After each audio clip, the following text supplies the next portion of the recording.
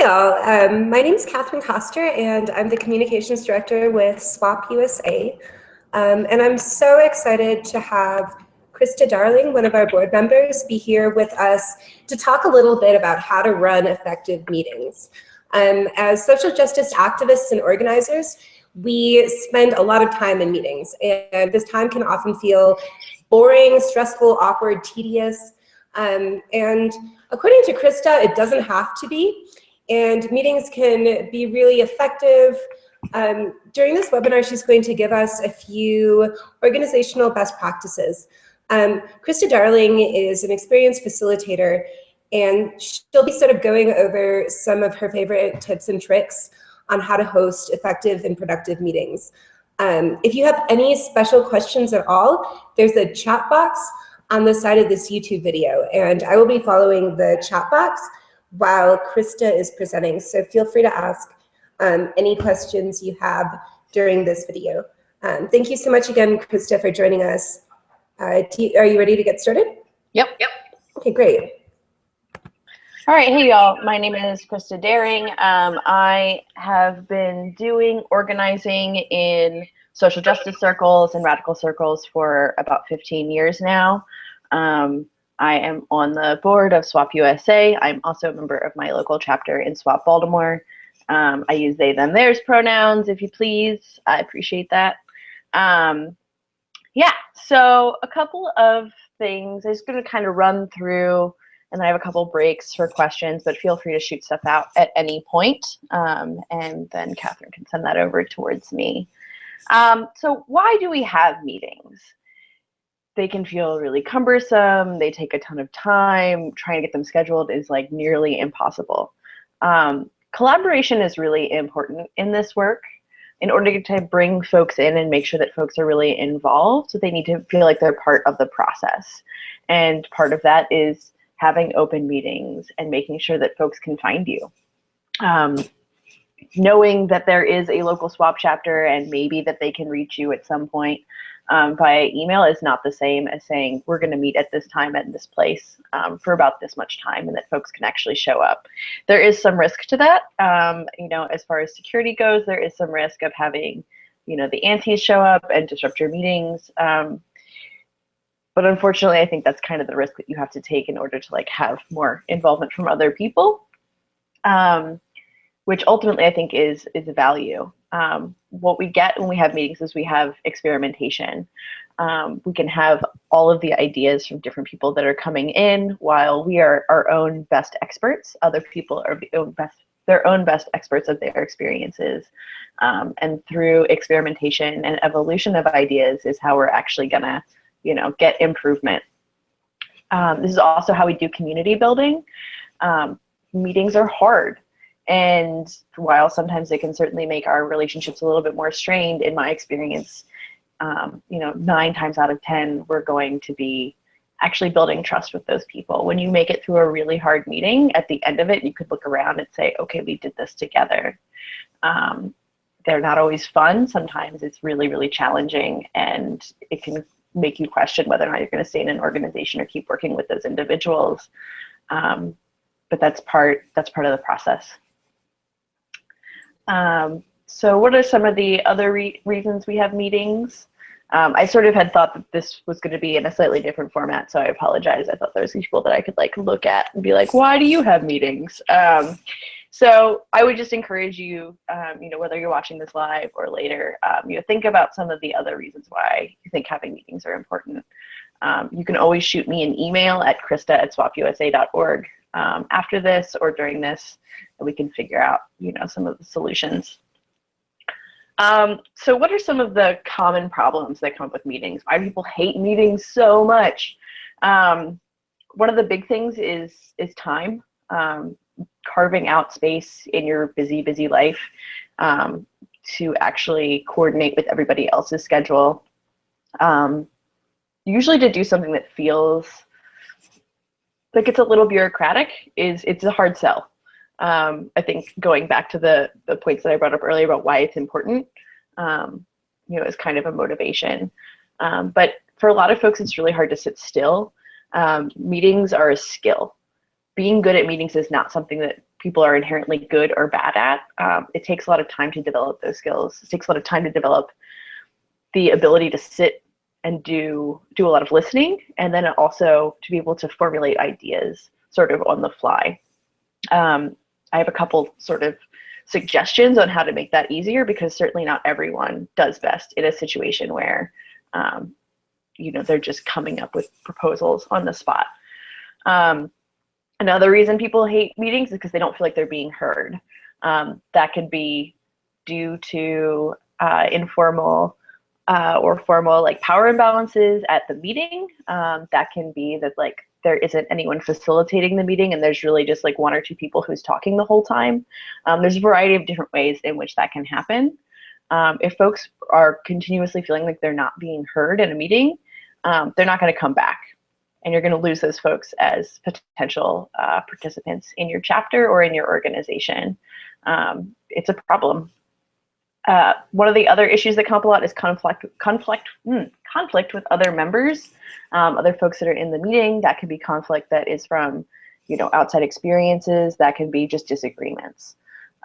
We are in, you know, a culture, in a political culture where disagreeing is, the stakes are really high, or they can feel really high.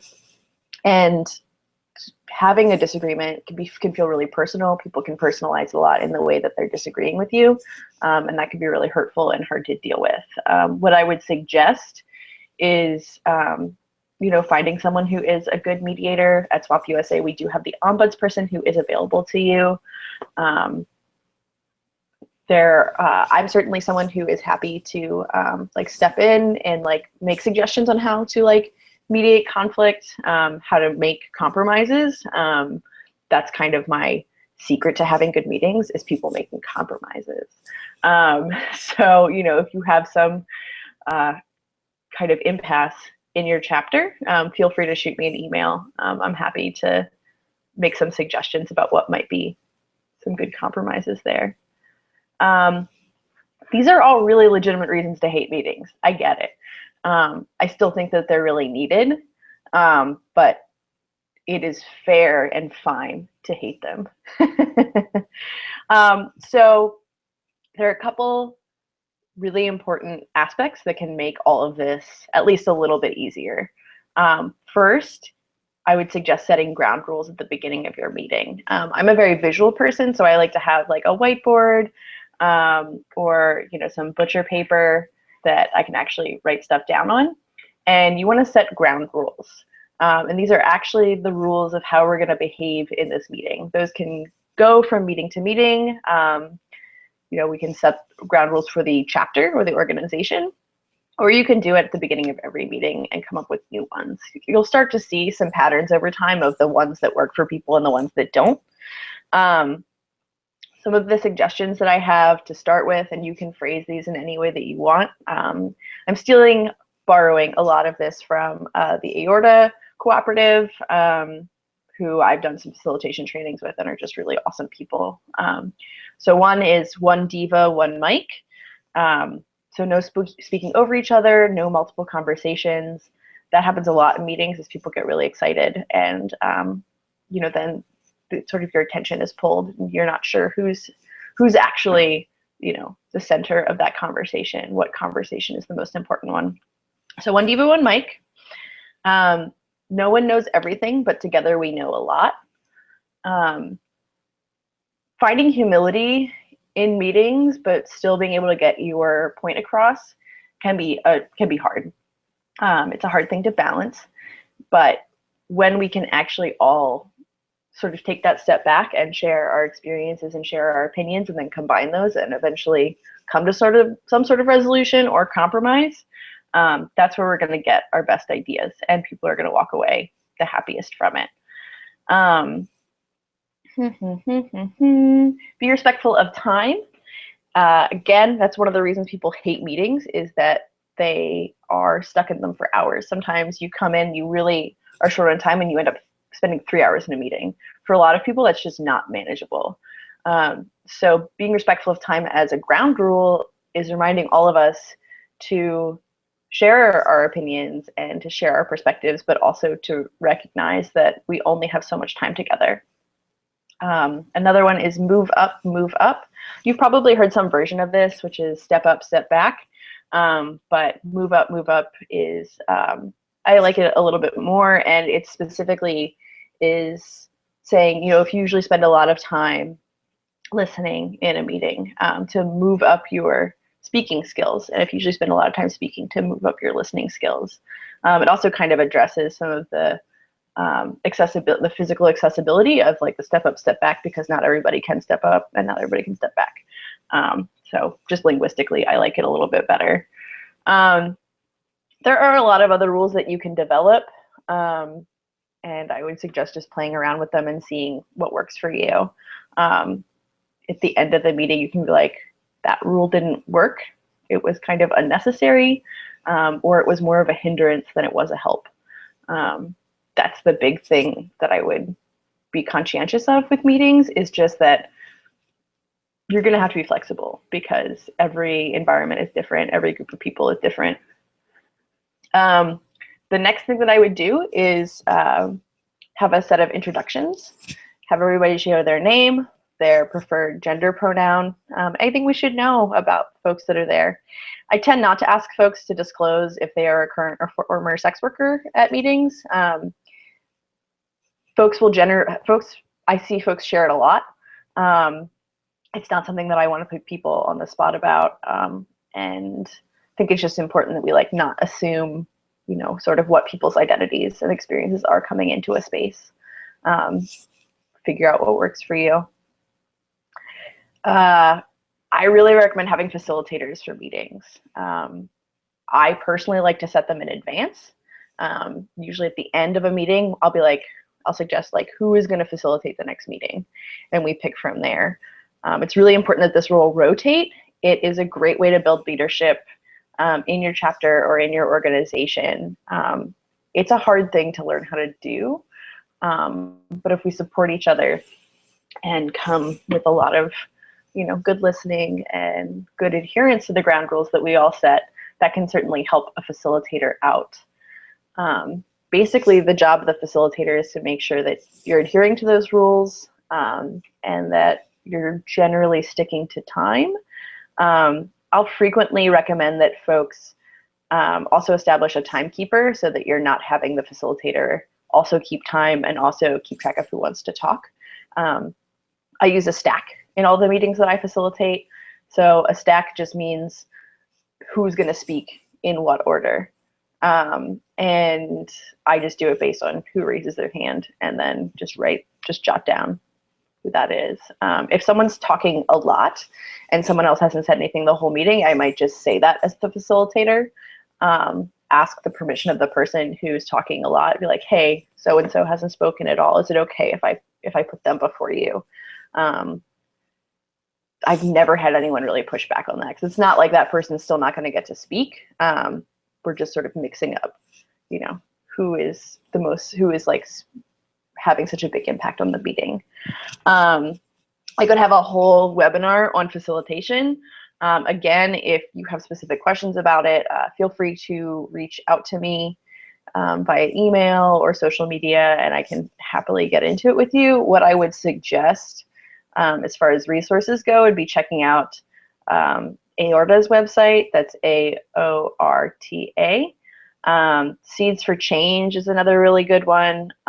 Cultural Bridges to Justice has a lot of really good facilitation resources. Again, it's just one of those skills that, you know, if you invest the time, you'll develop, and I think can really change meeting cultures. So, you know, just to give you a quick speaking break, I know there's some people who want to ask questions and are trying to figure out the chat bar, but in the meantime, I have some questions. So my question is, how do you deal with new people, like newcomers to a meeting space, and balancing, you know, the people who have been with an organization for, like, let's say 6 years, and people who have no idea what is going on with the meeting? How can you make sure that, like, all of the needs of people who are coming to that meeting to participate are getting met? and that everyone can participate regardless of whether this is their first meeting, regardless of their education level or whatever. Mm-hmm. Yeah, so I usually do an introduction, or not necessarily me, people in the chapter that I'm in do an introduction at the beginning of the meeting of just sort of what our process looks like, a brief history of the chapter, and like we raise our hands before we talk, which is an important one to tell people, because if you don't tell people to raise their hands, either they won't say anything or they'll just start talking. And it kind of just throws a wrench into the whole setup. We tend, as a chapter, we tend to like try to keep our language pretty open and accessible. We tend to not have these sort of bigger philosophical conversations in most of our meetings. Another thing that I think is really important, especially around this like question of accessibility, is sending out agendas ahead of time, so that you can come at the beginning of the meeting and say, okay, here are the things that we said that we would discuss, and someone can give an introduction to each item. So folks that have never been there before, you know, get filled in and aren't just sort of sitting there wondering what the heck is going on. I do think that there is just a little bit of a learning curve with meetings. I don't think it's perfect. One thing that I have tried in different organizations that we're not doing in my chapter is alternating, and that one meeting is open and then one meeting is just for like more established members, and shifting the sort of more long-term conversations into those non-open meetings. And then as people spend more and more time, they are invited to those other meetings. I've got some stuff later about like how to establish like who is a member of your chapter, because that affects how you make decisions. Awesome, thank you so much. Were there other questions from the chat box at this point? Not yet. Okay, great.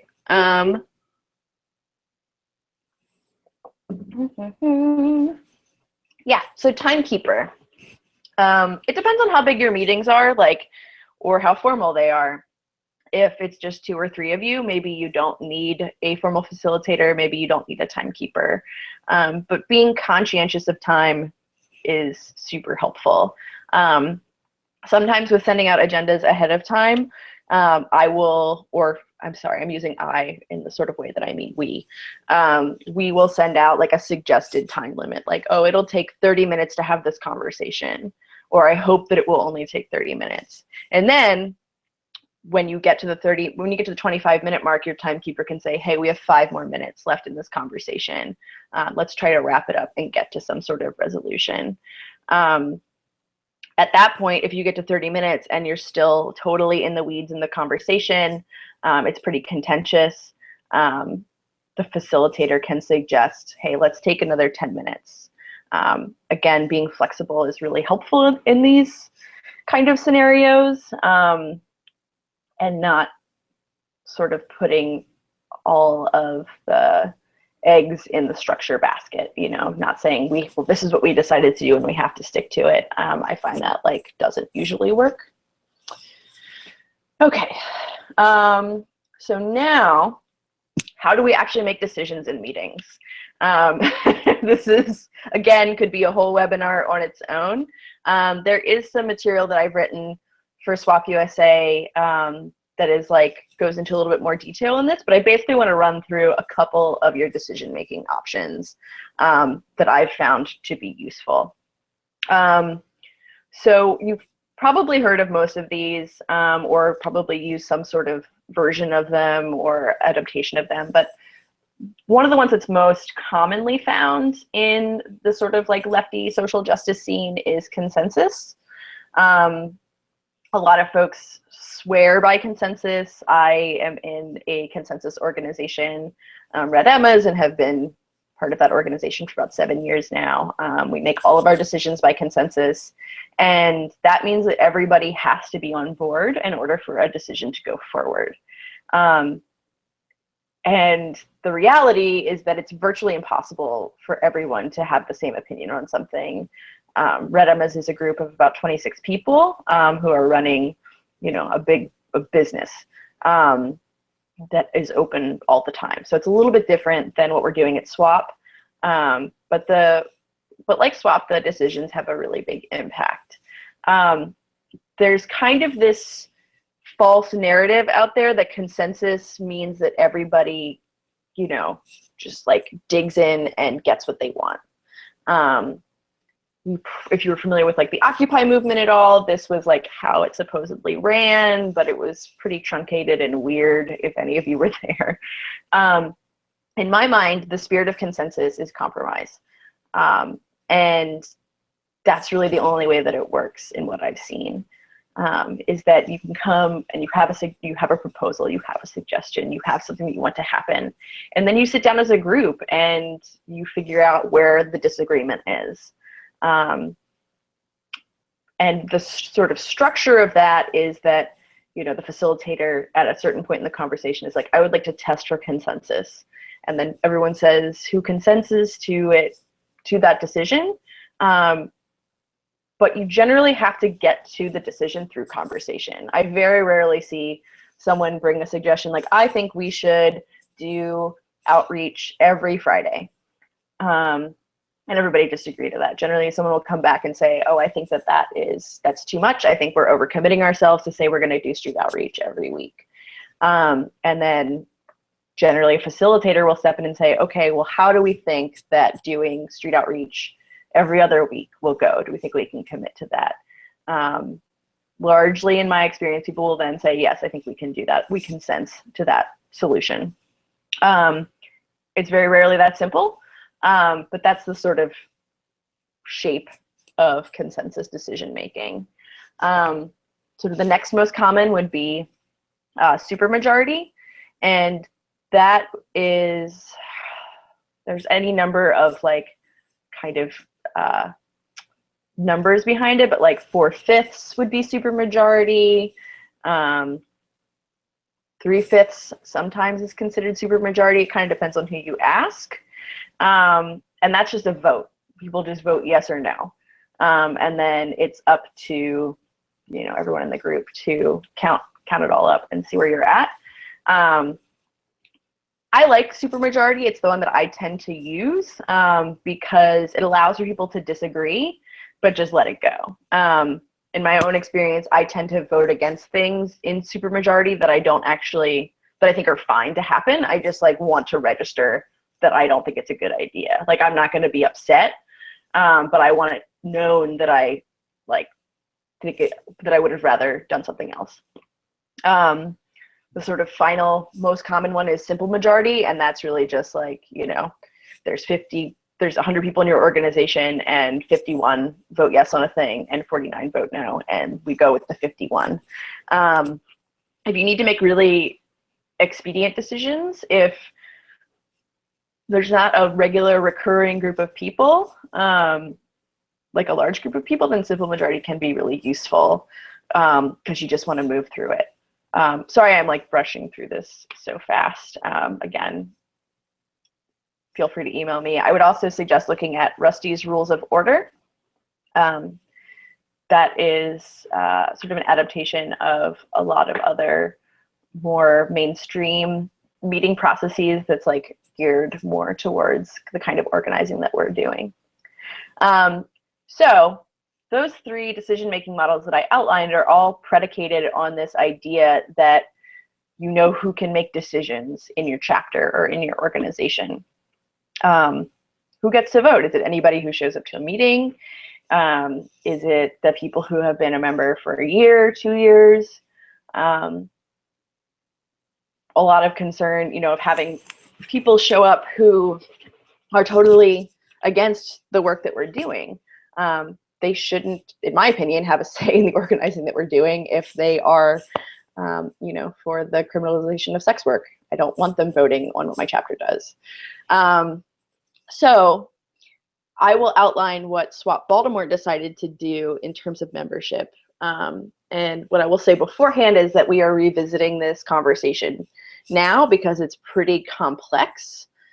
We specifically designed it this way to make it harder for either you know, sort of sex work prohibitionists to come in and derail our conversations, and also to ensure that those of us who were doing the work for the longest time had like a really influential say in what we were doing, and to also reward people for coming to meetings.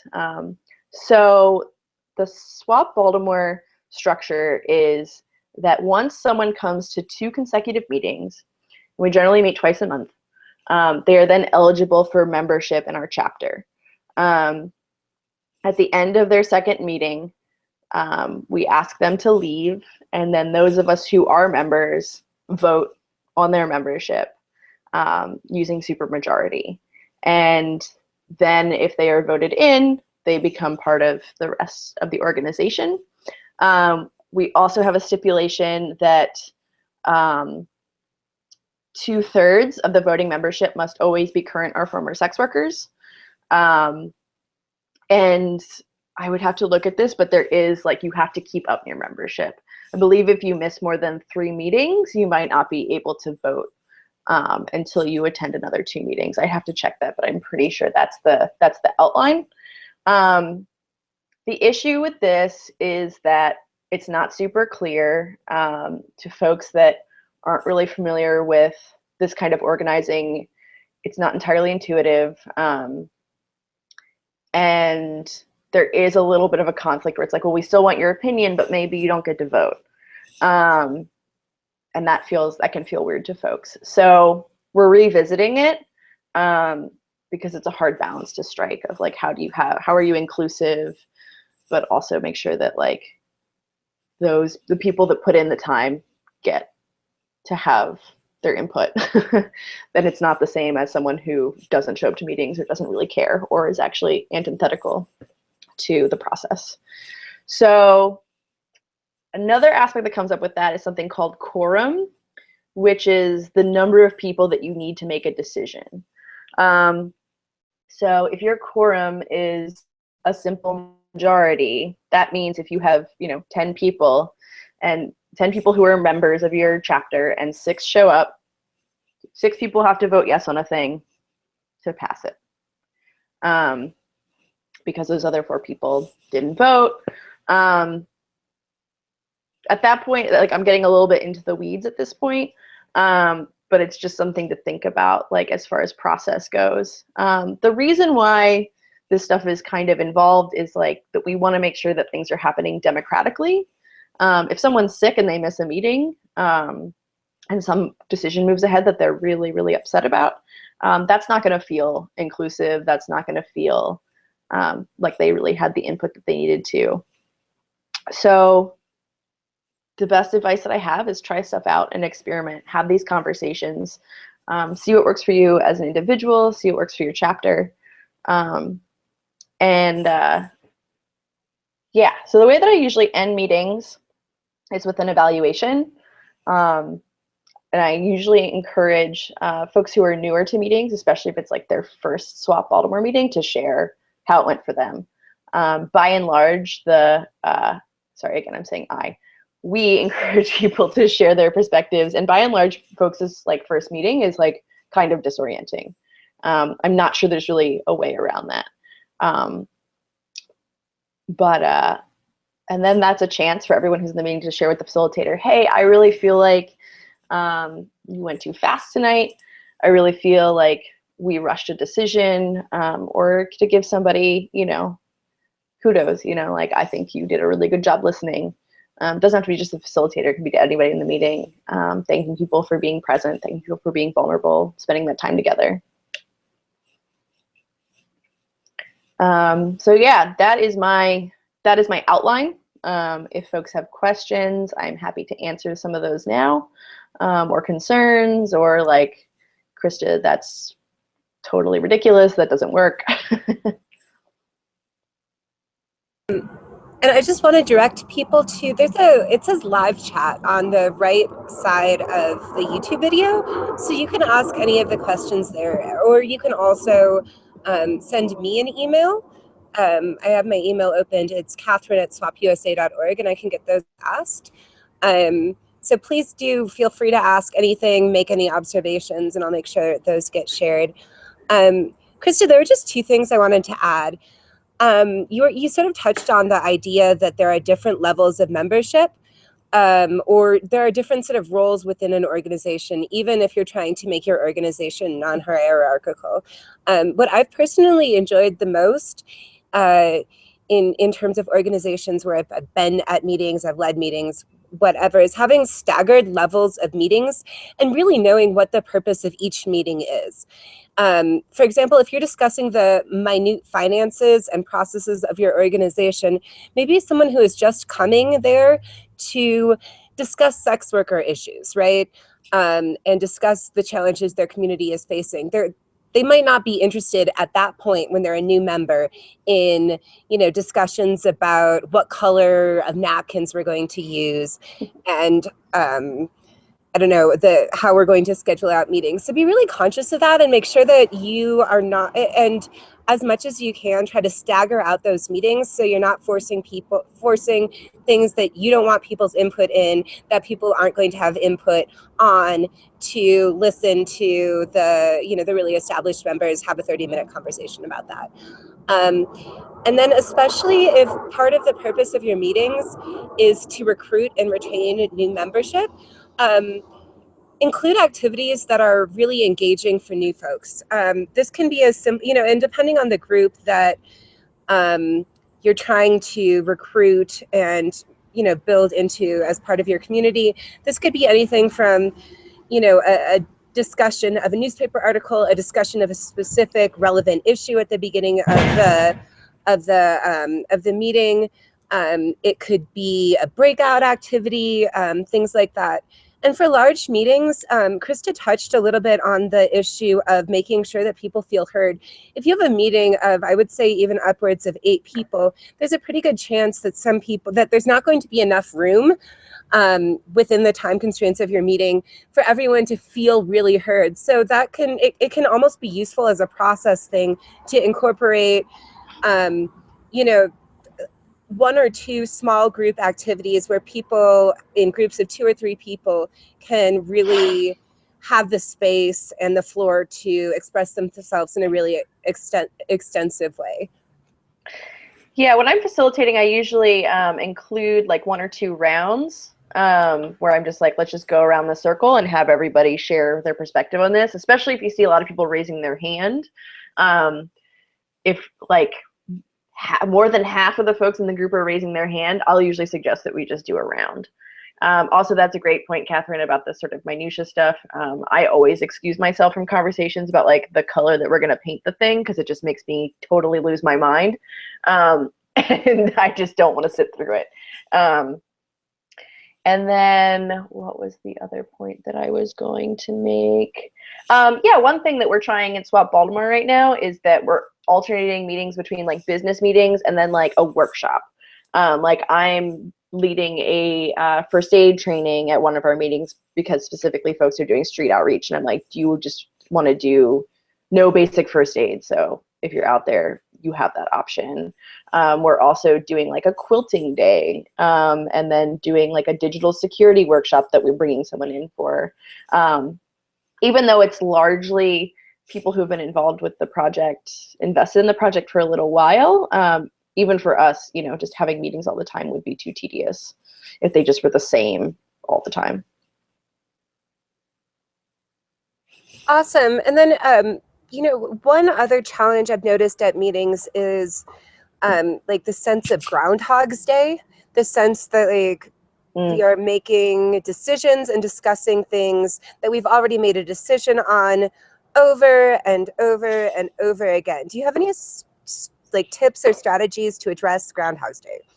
Yeah, well, I can't believe that I didn't think of to add this into the outline, but taking notes at meetings. I'm really a big fan of making sure that notes are taken, establishing a note taker at the beginning of the meeting, and then circulating those in between meetings. It depends on if you're into Google Docs or not. I'm sort of agnostic about Google Docs, but what we've tried doing is keeping all of those in a Google Drive. So after the meeting, someone will send out an email and is like, hey, here's this Google Doc. Whoever took notes, can you just put them into this Google Doc, and then it's accessible to all of us. What I also would suggest is printing out a couple copies of the last meeting's notes and bringing them to your next meeting. So anybody who doesn't have access to email regularly or is, for whatever reason, you know, they have too many emails, making sure that folks can refer to that at the next meeting. If you're feeling super savvy about note taking, is that you can write or type to do next to actionable items in the notes. And then sort of at the end of the notes have a list, and it's like, Christa agreed to write a history of SWOP Baltimore, which is actually something that's on my to-do list for this week. And so we can come back to the next meeting and go over the to-do list, and it's like, hey, Christa, where's that history of SWOP Baltimore? It's like, I didn't do it, I didn't have time. But that can be moved on to the next meeting, and at least we're like acknowledging that I didn't do it. And it gives me another opportunity to actually get it done. But sometimes things just slip through the cracks. It's fine. We're all super busy people. Awesome. And then one other question is, you sort of talked about day-to-day meetings. How do you suggest an organization build out what it's going to be doing over the next year or the next 2 years? Like, how do you suggest an organization develop that bigger picture? Mm-hmm. So there's a bunch of different ways that you can do visioning. My background is in popular education. If that's something that you're interested in, looking at like the Highlander Center, Googling like Paulo Freire.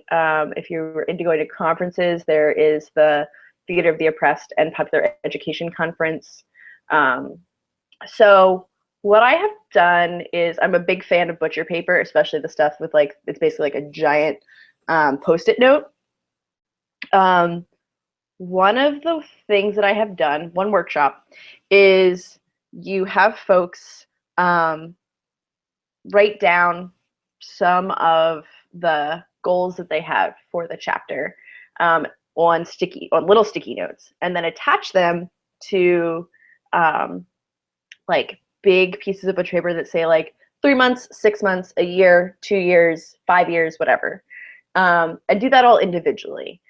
You want each person to sort of say what their priority is for those time periods, and then you all step back and take a look at those big pieces of butcher paper, and you start to see what the patterns are.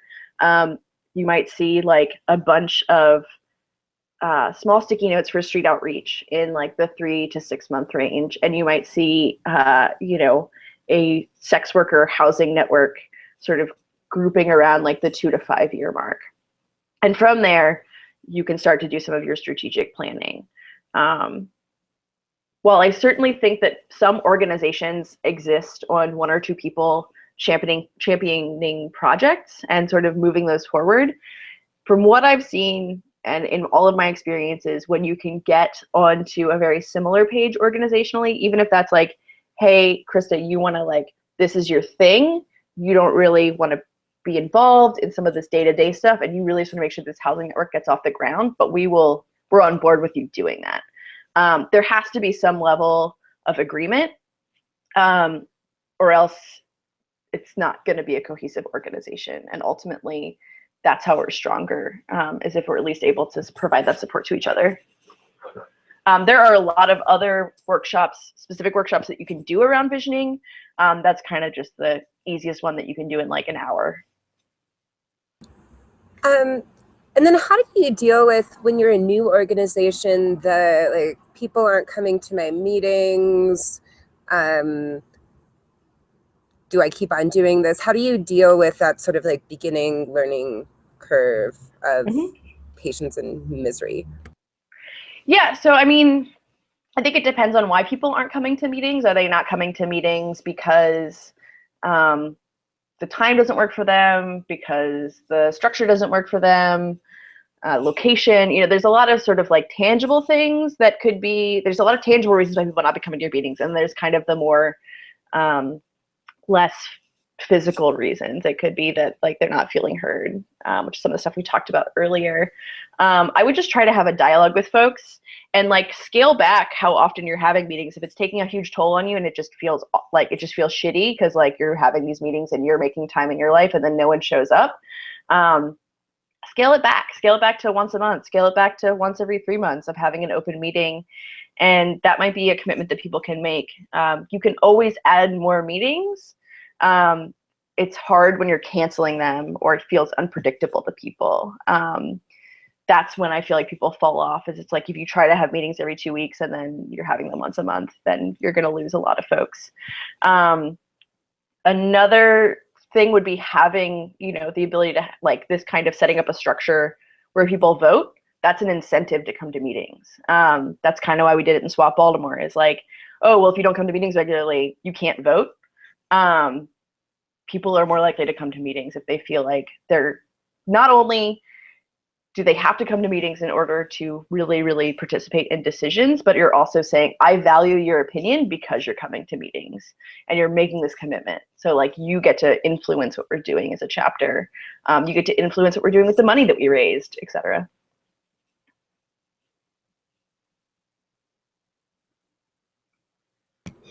Awesome, thank you. And I don't see any more questions from the crowd. Do you have any last tips or, sort of general things that you think are most important?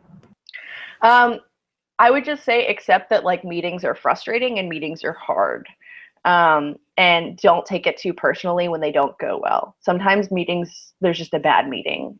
Sometimes we're coming into a space with a lot of stuff from the outside world. But what I would also say is that some of the most transformative moments that I've had in organizing is being in meetings with people when people are being really honest and really vulnerable, and really powerful in the work that we're doing.